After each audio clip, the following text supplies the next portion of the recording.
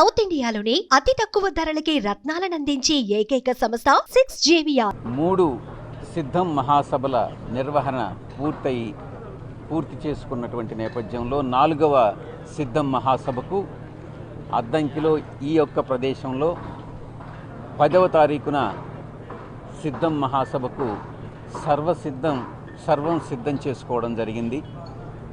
ఏర్పాట్లన్నీ కూడా త్వరితగతిన పూర్తవుతా ఉన్నాయి. గతంలో నేను చెప్పినట్టుగా ఈ యొక్క సిద్ధం మహాసభకు ఆఖరి మహాసభ. పొలిటికల్ క్యాంపెయిన్ గురించి చెప్పాను. ఆ తర్వాత ఎలక్షన్ క్యాంపెయిన్ స్టార్ట్ అవుతుందని చెప్పాను. పొలిటికల్ క్యాంపెయిన్లో ఈ యొక్క సిద్ధం మహాసభలో మా యొక్క గౌరవ ముఖ్యమంత్రి వర్యులు, పార్టీ అధ్యక్షులు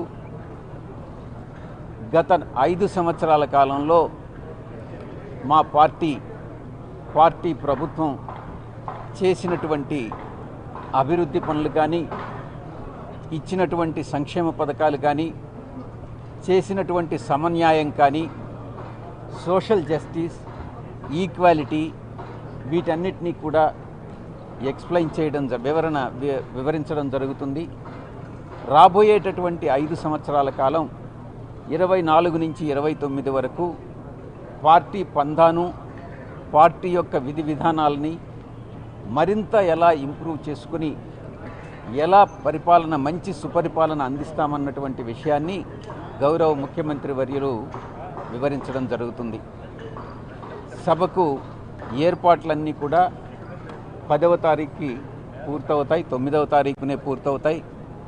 మా అంచనాల ప్రకారం ఈ మొత్తం వచ్చేవారి సంఖ్య, ఈ యొక్క సభకు హాజరయ్యే వారి సంఖ్య 15 లక్షలకి మించుతుంది అన్నటువంటి విషయాన్ని తెలుస్తూ ఉంది. ఎందుకనంటే స్పందన అపురూపమైనటువంటి స్పందన దీనికి వస్తూ ఉంది. దీనికి మీరు గత పత్రికా సమావేశంలో నేను మాట్లాడిన తర్వాత మీరు అడిగిన ప్రశ్న, ఈ యొక్క సభా ప్రాంగణం 100 ఎకరాలు మాత్రమే, 15 లక్షల మంది ఎలా పడతారు అన్నటువంటి అంశాన్ని మీరు ప్రస్తావించారు.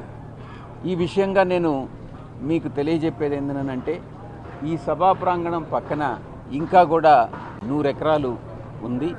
అవసరమైతే ఆ యొక్క ప్రాంగణాన్ని కూడా దీన్ని ఎక్స్టెండ్ చేసుకుంటాం. మన స్థలానికి కొరవ లేదు అన్నటువంటి విషయాన్ని మీకు తెలియజేసుకుంటా ఉన్నా.